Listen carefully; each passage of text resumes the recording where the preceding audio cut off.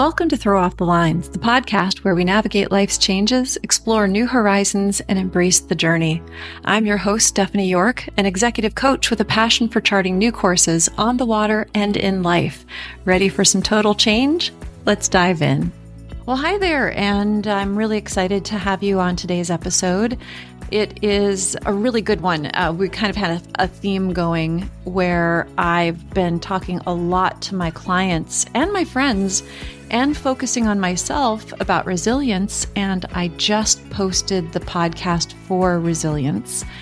And it includes a lot of the things that I talk to my clients about. Now, a lot of my topics and a lot of the subjects that I pick they're really big concepts, and they're not something that is going to be like taking an aspirin for a headache or a Tylenol for a headache. Nothing that we cover is something that's immediate, other than I do know that if you're stressed and you meditate, or if you sit down and you do some deep breathing, that can release stress. That can also help you when you're trying to be resilient.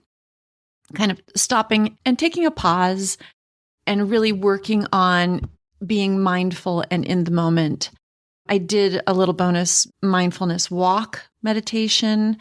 Listen to that, take a walk. I'm going to do some more just short mindfulness posts that you can play while you're just trying to kind of get yourself recentered. Oftentimes my clients will have just everything coming at them, and my friends and myself. There are days that maybe I didn't eat well, I didn't do self-care, I'm back to back to back calls, and I'm dealing with people's problems, and I'm wired really hot that day, and I didn't do my meditation, and I didn't do the things I needed to do, and all of a sudden I'm super anxious, and I have to take moments to just settle down. So on the back of my podcast on resilience, I really wanted to do one on adaptability. Now, in resilience and adaptability, we talked about the differences. And resilience, which I actually think my whole life has been about resilience and surviving things. And now that I'm a lot older, I am learning that I have become adaptable. As a coach, I learned adaptability. And a lot of people are living in resilience where they've recovered from events that have happened to them, but they haven't learned how to thrive. I'm going to do a whole episode on thriving as well. So it's kind of a series. I'm going to have resilience and then adaptability and then thriving. And a lot of my podcasts have to do with each other, but the repetitive nature of these concepts is intentional, because when you realize that you have been resilient and you've been recovering and you're surviving your life, then we really want you to learn to adapt. And because you learn to adapt, you then can learn to thrive. And thriving is where we all want to be. Thriving is where you learn to enjoy effort and learn to find passion, and you align yourself with purpose. And that is what I'm trying to do. And that's why I am on this microphone right now talking to you and going out and finding people who are resilient and adaptable and trying to bring you back tools that, not everything is going to apply to you, but hopefully as you listen to this, you realize that every day you have a choice to recover and adapt and thrive and find passion and purpose. And I know it sounds fluffy, but if you focus on these things more than you focus on the negative information that's being thrust at you through the internet, or so many of us are addicted to drama, or our friend group can be very negative and we don't know how to break out of that cycle. And I'm telling you, you can single-handedly change your life. You don't have to wait for other people to do it. All you have to do is choose every day to plug something good into yourself. And when you do that, you are making a choice, a conscious decision to adapt yourself in a more positive way and adapt yourself beyond resilience, beyond just surviving. So that's one of the things I want to talk about really quickly. Both adaptability and resilience have complementary traits. Adaptability is about change and making change and positive change, while resilience is about recovering from changes that happen to you. So, and I know there'll be people who dispute that, and I'm not saying that I'm 100% right or that I'm getting this right. Please know that in the future, I'm hoping to have more interviews with experts in these fields. But adaptable people can create something positive from difficult times, while resilient people can bounce back from them. And you can be resilient, bouncing back from difficult times, and adaptable also, where you can create something positive from difficulties. So, some ways that you can learn to survive, learning to be adaptable is a higher skill set than resiliency, and it does require work and effort. I'm going to give you some tools to do that work and effort. You don't want to just survive in your life. Obviously, sometimes we can only survive. I myself, when escaping an abusive relationship with a tiny child who was 2 and a garbage bag full of clothes, I was surviving. And finding a job that paid me $8 an hour and trying to get an apartment and trying to watch my back and avoid what was a stalking situation. When you're in those times, when you're in those moments, when you are surviving your life, it is not maybe the best time to find adaptable moments and adaptable things. So get yourself secure, get yourself safe. Every day, try to lower your stress levels, try to eat healthy, try to take care of your mental health, try to get to the next day. This adaptability is a higher skill set that you can then turn to change to become a positive catalyst in your life.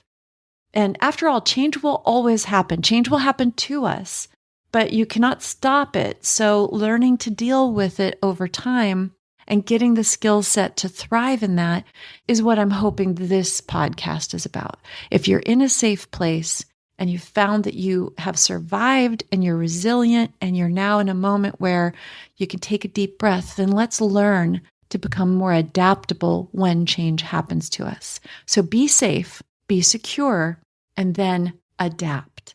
So some of the ways to build adaptability into your life is, well, embracing change.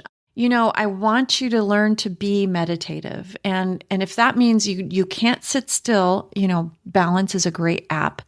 And they don't pay me to talk about them. I just think that they're one of the best apps out there right now for meditation. Being still, taking time to breathe, it has been a foundational change in my life. Learning how to control my mind and get my breath in place has made it so that my mind doesn't react the way it always did. I was in fight or flight predominantly most of my young life and all the way in through my 40s. And now in my 50s, I'm not in that survival mode anymore. I'm much more in a thriving mode, especially as I've launched this podcast. Some of you've heard me talk about the things. But what you need to do is understand that you're going to have change. You're going to have to embrace new situations.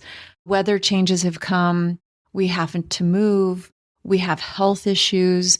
We have parents that are aging. We have young children who are going through life changes. If you're young, you have to adapt to new jobs. You have to adapt to college. You have to adapt to inter-office politics. You have to adapt to your relationship changing and evolving. You yourself are changing and evolving as we go through the phases of life. So recognize and be aware of change. Resisting change is natural, but all it will do is create conflict internally. So you can create resistance to it and want to resist change. I myself will drive down the road on the freeway and go, oh my gosh, that whole town has changed. There's a new strip mall. And I hear myself talking like the older people in my life 20, 30 years ago. Everything's changed. Oh, I don't even recognize that town. There's so much traffic. And then my friends and I will relate about what our most recent health ailment is. And I say, okay, we're not allowed to talk about our aching joints or our whatever is going on. Colonoscopies are not a topic. Let's talk about something positive that's going on in our lives. And we catch ourselves laughing. We don't lead with health issues anymore. What did you see at the museum? What did you read online that was positive? What's a book that you're reading? What's a movie you just saw? What's a fun TV series? Let's go do this fun event somewhere. And let's not talk about avoiding or resisting change. And let's not complain about change because it's inevitable. So really be open to the fact that change is going to happen and don't let it bother you. If something happens that changed, don't immediately go negative.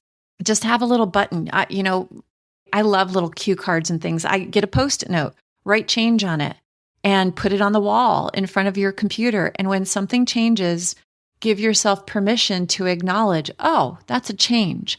Don't have feelings about it, negative or positive. We don't know what that change is going to mean for you, but let go of change affecting you that way and just push your little Post-it note button that says change, kind of like the Staples button used to have. That was always a cute thing. But sometimes giving ourselves the ability to push a trigger that says, I just recognize there's a change. I'm not going to have feelings about it till I know what I should feel or if it impacts me at all. And let it go. Because too often we're being triggered by advertisers to be affected by change. And don't react to external forces. Be more mindful that you have control over your reactions to things. It takes a long time to build up resiliency and a long time to build up adaptability, but you do have control over this. And when you get to understand, I'm resilient because I'm recovering from those changes, I'm learning to be more adaptable so change doesn't impact me, that's when we thrive. That's when we feel good. And I want you to get there. My clients get there. Back in 2008, when I went through the worst year of my life, I got there. And I've taken those tools and used them every time I've had a major change in my life. And once you start getting really adaptable and thriving, you can chuckle at what used to impact you, but you got to do the work to get there. So we're just building up, different steps. So practice resiliency. I have that whole podcast on it. Learn to handle adversity and deal with change in positive ways. Recover from change or things you have no control over. Quickly recover from setbacks and challenges and focus on improving your situation. So I really love SMART goals. I did talk about it in my change episode. I think I'm going to do an episode just on how to create SMART goals. When you break down what is happening in your life, I have an emotional ladder that I work with a lot of people. If you realize I'm so stressed, I'm feeling powerless, I also have an episode on stress and anxiety. And I have an episode coming up with Dr. Lisa Smith. And when you are realizing that I'm feeling really powerless, well, why? Because I'm overwhelmed by either decisions I need to make, things that are happening in my life, but I need to make these changes and figure out what is overwhelming me. Make a list of the stuff that you have to do. Once it's in a list format, you're able to tackle one thing at a time. That is resiliency in action. Practice problem solving. This goes back to your SMART goals list. Develop the ability to analyze information and determine effective solutions. I'll give you an example. I really need to get a handle on my finances and get QuickBooks set up and get myself in a place to better handle my accountant who's helping me with my annual taxes. I had an accountant years ago, I've been doing it on my own, but I really need to get my arms around this now that I have several different projects running. I have my books that are published and available on Amazon. I have more books coming out. So I am not a detail person. I'm an action doer. Give me a hole to dig, give me a boat to race, give me something physical to do, and I am on it. But it's the details. It's the details of this podcast. It's the details of the website, getting my stuff, set up and handling my marketing and trying to do the YouTube channel. All that stuff is very frustrating to me. But what I've learned to do is I list it out. I'm old school. I write it down. My daughter does lists in her phone. She's so good at digital stuff. So the opposite of me, which is fantastic. I have learned that I need to problem solve before I can even hand it off to somebody else. So today I need to do these 3 things, and I need to figure out how to record my podcast. I need to figure out how I'm going to get that video posted for my marketing business. My clients need to figure out, how am I going to market to people who can give me business? And then we break it down and they get action steps. That's what I do. I help become an accountability partner for people. So what do you need to do? You need to get your word out. How are we going to do it? We need to learn how to do this. We need to break it down. I'm going to make a video. What am I going to say in the video? Here's my steps. And when you learn to problem solve and you practice problem solving, you develop that ability to analyze information and determine effective solutions. So I want you to write down, embrace change. Get that change button on your wall. Get the little Post-it note. Understand change is a part of it, and you cannot get upset about change or you get stuck in it.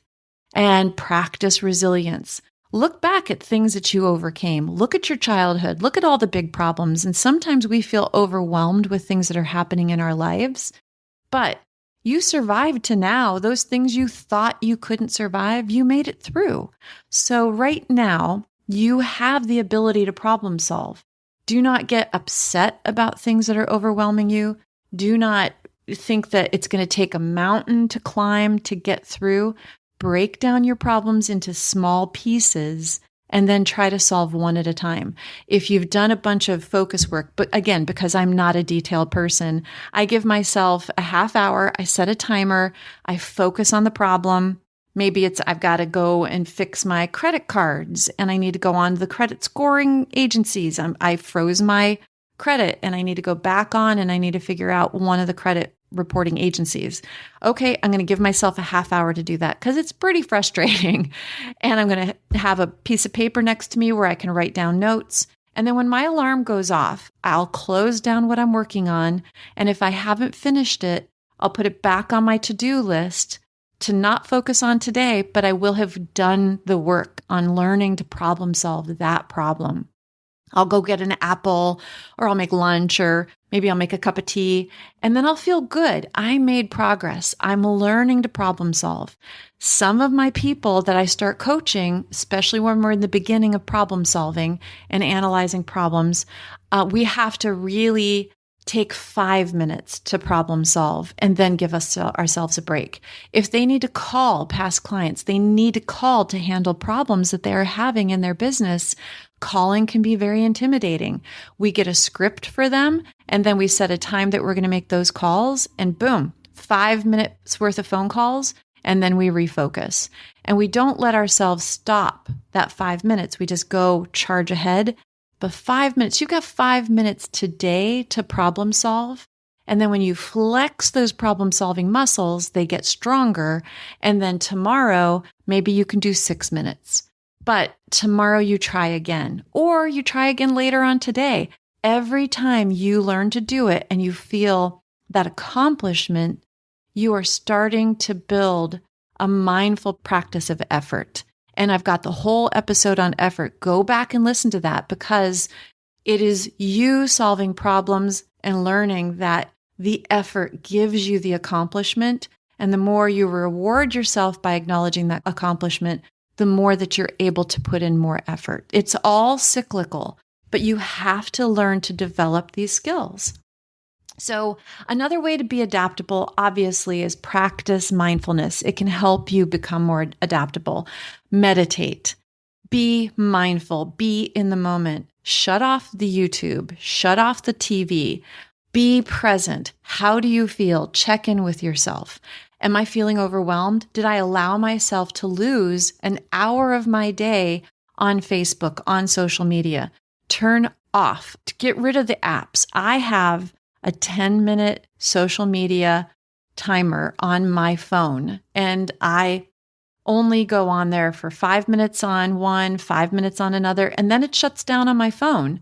And I realize that I have it open on my laptop, but I only use that for posting my social media marketing, which I do for my podcast. I want you guys to hear clips from my podcasts, and maybe this one's of interest to someone. But limit your distractions and be mindful. If you can practice mindfulness, maybe set an alarm for yourself that goes off at 11 a.m. and 2 p.m. and 5 p.m. and it just says mindfulness. And at that moment, check in with yourself and say, did I get distracted today? Because that's what I do for my clients with accountability. I say, did you get your stuff done? Why? What happened? And I mean, sometimes people refer to me, my old boss used to refer to me as the velvet hammer.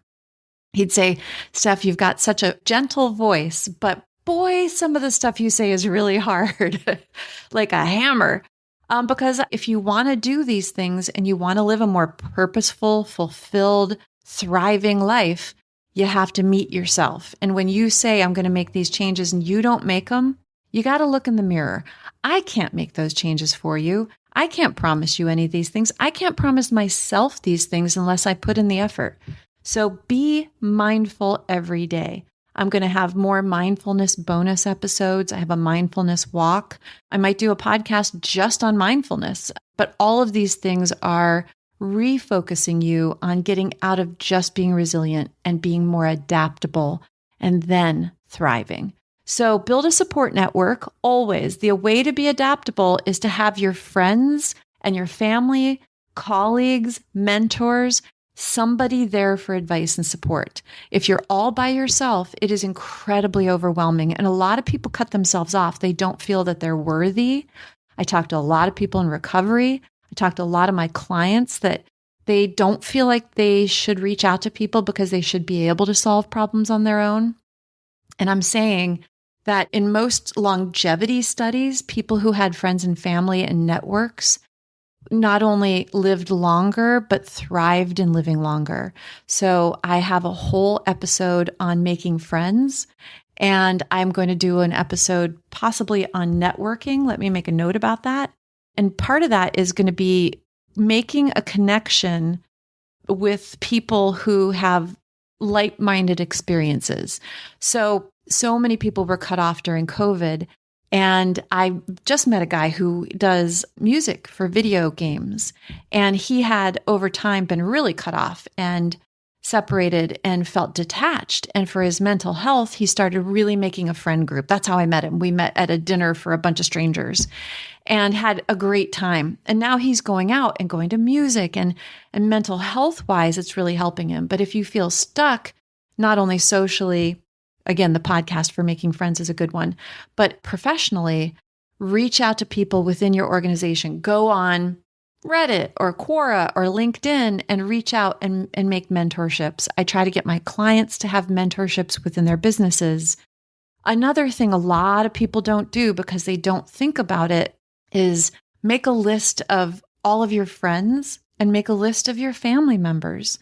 And reach out to 1, 2, 3, or 4 friends and family members a week. On Monday evening, make a quick call to somebody and just touch base. It really does your heart a world of good. It makes that connection there for you. And then when you find you have something you need to recover from, you have a setback or you have an accomplishment and you want to celebrate, you have people to talk to about what you're struggling with and what you're enjoying. And you're also able to hear them and reach out and enjoy things with them or support them. It's really, really incredibly important. You don't have to have 20 friends. You can have 1 or 2 good friends. You could have 3 or 4 family members that you reach out to. And these don't have to be great friends. Think of an aunt who hasn't heard from you in a while, a grandparent. I wish I had grandparents alive right now, and I don't. But I do have my mom, I have aunts, and I do try to reach out to people once in a while and keep those bonds because they're important to me and they are part of my network and they are part of who I am. So set yourself some goals, create objectives that challenge you to complete new tasks. Like I want to start hiking more and I want to hike, more hills. So here is Runyon Canyon really close to me. And going and hiking that. And I'm setting all this up because I'm going to be doing some big hiking in the new year. And I'm taking you guys along with me. So that's going to be a lot of excitement. I'm going to be making some videos on my YouTube channel and posting to my social media. So follow me on Facebook and follow me on Instagram. And I do have a TikTok. I just haven't been posting anything to it, but I'm going to get there. Again, I need to focus on how to do all that stuff. But set goals for yourself. What's something you want to do? Business-wise, all of my people have action items. We set goals.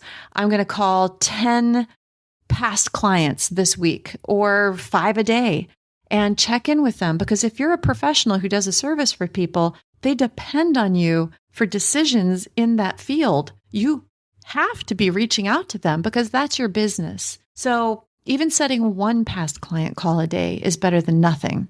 And I'm going to call 5 friends or family members this week. I'm going to go and do a 15-minute walk 5 days this week. I'm going to go to the gym if I have a gym membership. A lot of my people have gym memberships and they get really stuck. And I say, get your head out of it. Drive to the gym. I don't care if you don't go in. Drive to the gym. Drive to the gym and sit in the parking lot and feel good that you got to the gym. And then if you can do that, maybe go into the gym, walk around the gym. Don't even have to lift anything. I remember when my hormones weren't really leveled off and I wasn't feeling really good and I was fighting some depression and I felt mired in purposelessness. I would go to the gym and I would get in there and I couldn't lift a machine. I couldn't lift a weight. I couldn't do anything, but I could get on the treadmill. And I got on the treadmill and I walked for 5 minutes and I went home. And you know what? I went to the gym. I used the gym. I did 5 minutes on the treadmill. It inspired me enough that the next day I went to the gym and I got on 2 machines and then I did a mile on the treadmill. Not fast. I'm not running. I'm not a runner, but I did that. And then I just built on that every day. I didn't hold myself accountable for an hour workout. And I didn't hold myself accountable. I built in the adaptability. I built in the resilience. I built in the thriving. And I didn't push myself to do more because when I looked at the big hour, I just didn't go and do it. And then I did nothing. But when I did little things and I acknowledged it, I felt good about it. So set yourself some goals, attainable goals, and be open to feedback. That's another huge adaptability skill.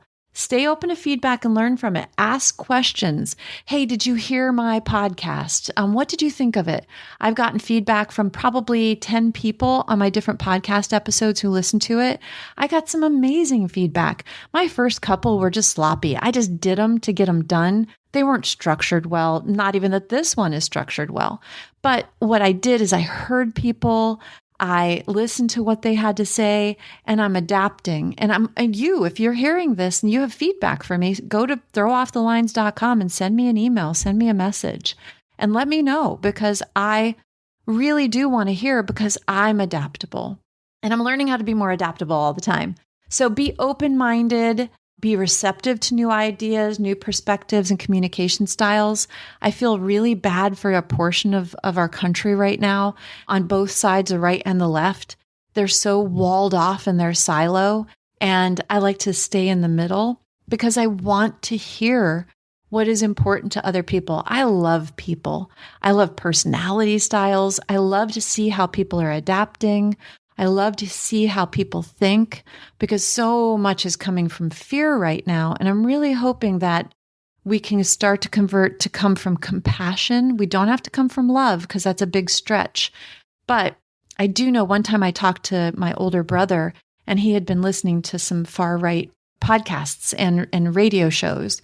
And they were literally teaching him how to stop listening to other people and to cross your arms and just have a smirk on your face and just look at people and not allow ideas in.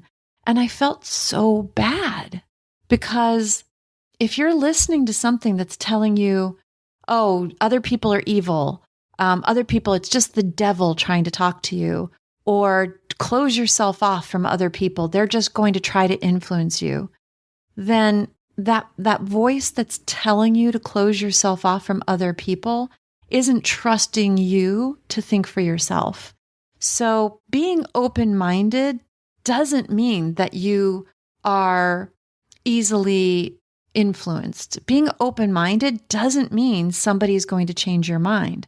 being open-minded allows you to adapt. If you say, oh, the rainstorm isn't going to get that bad, but the news is telling you it's going to get really bad, and you close yourself off from hearing, hey, that storm could be really, really bad, you could get caught out like some of these communities that didn't prepare enough. And just be open-minded to information coming in. Make your own decisions, be confident in your skill set, but listen to what's coming in and be open-minded. That is one of the keys to being adaptable during change. Identify your strengths and weaknesses. This is a really big deal. Understand what you're really good at. I'm really good at working with people. I'm really good at hands-on things. I'm really good at visualizing space and what will fit in a space. I'm really good at organizing people. I will lead. If nobody's leading, I will step in and lead.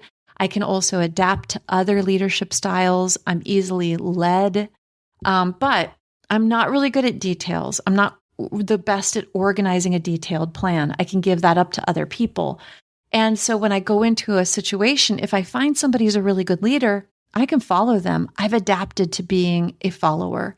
If I need to lead, I can lead people and look at their strengths and weaknesses. It's what I do for a living. I'm a coach, and I look at people's personalities and I try to support them in their strengths. You do not need to make your weaknesses stronger if you can find a way for somebody to do those things you're not as good at. But recognize what you're good at. Don't think you're good at everything, because nobody's really good at everything. I mean, we all might know that one or two people that have been in our lives, but what are you good at? And be confident about it, not cocky, not abusive towards other people. If you're really good at organizing a schedule, that's great, but don't make everybody adhere to your schedule, because there are people who are not good at adhering to a schedule. So get a schedule, give it to people, and then adapt as people are maybe not as good at schedule. Learn to talk to them and say, this scheduling is important to me, but I'm going to let this part slide or that part slide. Because if you're not adaptable, then you're just going to be resilient, and you're going to have to recover and survive being in a situation with people who are adaptable. So learn what your strengths and weaknesses are. And then expand your horizons, take on new challenges, explore new opportunities. Like I went out and started having dinners with strangers because I wanted more friends. And sure, it's you're anxious going to that dinner and opening the door and sitting at a table with a bunch of strangers. Sure, a lot of people role played it out in their head. But if I hadn't done that, I wouldn't have these great new friends. I wouldn't have these great new experiences. And just be open to it and go and look for them. Expand what you're looking into. Find new things that are going on in the community. Don't worry about that art show, whether you're going to know anybody. Go and look at the art, and you might make a new friend. Listen to my podcast on making friends. And then practice self-regulation. Learn to adjust your actions to a broad range of social and situational demands. What I mean is, if you go into a situation, a dinner party, and you are not comfortable, your self-regulation doesn't mean you have to go and drink 10 drinks to be able to fit in. Did you want to go and meet people, but it's way too much energy for you? Your self-regulation is going to check in and say, you know what? It's okay if I leave early. I'm all right with that. Be confident in your decisions, in your self-care and your self-regulation. If you feel like the situation is it's kind of a downer, or it's a clique you don't feel like you're going to fit into, then don't stay. If you gave yourself a deadline, I'm going to go home by 9 p.m., but you're having a really good time, self-regulate and say, I'm going to give myself another hour. And at the end of that hour, I'm going to go home because I promised myself I'd be in bed by 10:30. But learn to adjust your actions. By going to different places and really expanding your horizons, you learn self-regulation and you grow those muscles. And that's what's more important. Be more confident. The only way you're going to be more confident is to kind of push yourself out there and be in situations and baby steps. I'm not afraid to go places by myself. I always have a good time. And I recently talked to some ladies who said that's an unusual trait. But I learned it because I went and I made the effort to go places. And then I learned I'm okay by myself and I love to talk to people. If you are an introvert and you don't want to talk to people, maybe go to a museum where people aren't talking to each other. I love the Getty Museum. It's huge. It takes a long time to get through. But when I go there, I have such a good time and I can have fun and be confident out on my own without having to talk to people. So adaptability is an effective collaboration skill too that requires you being open to new ideas and flexible in your approach. So if you have a project at work and maybe you're a little stumped on it, collaborate with somebody. I have my people making social media posts and they're doing videos and they're not really comfortable and they're in a different state from me. So I can't meet with them and help them become comfortable with their camera or their script. So you know what? Talk to a young person in your life. Talk to an older person in your life. If you're trying to learn a new skill set, maybe you're trying to be a better salesperson and it's your first sales job. Do you know somebody in your family or in your friend group or in the organization that is really good at it? Go over to their desk or give them a call and say, hey, I'm asking for some tips on this. Do you have a moment? I just need somebody to bounce some ideas off of or practice a script with or whatever it may be. I'm a major collaborator with my coaching clients. We collaborate on scripts, on marketing pieces, on their database, on their team building, on everything, on how to build their day, the actions they do daily. And it's so important to know that collaboration is a key form of adaptability. If you have a network, use that network and collaborate. Communication. An adaptable communicator is willing to adjust their communication style to suit the situation and the people you're communicating with. Obviously, when you're in a new situation, it's very socially anxious. A lot of people get very hyper and the adrenaline rush. Take a moment, take a deep breath, even 3, while you're in a situation, while somebody else is talking, take deep breaths. People won't notice that you're doing it. And slow yourself down and notice what other people are doing. A communication style that's really, really useful when you're around people and learning how to adapt is mirroring body language. So if you're standing around at a dinner party and you're really uncomfortable because you're anxious about it, slow yourself down. Watch how everybody else is talking. A great communication skill that I learned when I was first speaking on stage is take deep breaths in between when you're talking. I probably need to slow down on this podcast too, but I would talk really fast when I was younger, really, really fast. And I learned that in between my sentences, when I took a deep breath and then started to talk about the topic again, I was calmer. My audience was calmer. The people around you are calmer. And, adapt to their communication styles. If you're anxious, take deep breaths. Listen more intently because listening doesn't require you to interact. And then you can see how the other person's communicating. It takes patience. It takes time. But all of my people who are anxious about speaking that I'm coaching, or they're going into anxious situations, maybe they've stopped drinking and they have a party coming up and I'm coaching them, take a deep breath, reassess where you're at. Think about what you're doing. And if you're anxious, not speaking is a skill set that is easy for you to adapt. Somebody might ask you a question. I have all of my people prepare 3 topics that they are willing to talk about, 3 facts that they take about themselves into a new setting. I'm at a friend's dinner party. I know there's going to be 10 people there. What are 3 things I want to share about myself? Oh, I've got these 2 little cute dogs that are my daughter's dogs, and I call them my grandpuppies, and they're adorable. And that's a topic that I feel really comfortable talking about. Have pictures at the ready on your phone. Make an album with pictures you're willing to share at a dinner party. And then maybe you're working on a project. I'm working on my podcast. I'm really comfortable talking about that. So I have my grandpuppies and I have my podcast. What's a third thing? I'm trying to get more fit and I want to go doing some hiking. I'm going to go and do Runyon and I'm doing 10,000 steps a day to try to get my body more limber and used to walking. These are 3 topics that are really safe. I really know about them. And I go into an event or a place, I have those topics to fall back on. Everybody else is going to have their own topics. And the best thing to do if you're uncomfortable, take that deep breath. listen to what somebody says and ask them a topic. I talked about my grandpuppies. Ask me, oh, what are their names? Oh, how old are they? Oh, where do you walk them every day? Do you walk them in your neighborhood? Do you go to dog parks? These are questions you could ask me about my grandpuppies. So communication is really important to adaptability. And every time you can learn your communication style, as well as listen to other people's, go on YouTube, listen to communication, get communication tips. I do it when I'm having to speak in front of people, how to be more confident when you're speaking. Studying your communication style will help you in every aspect of your life.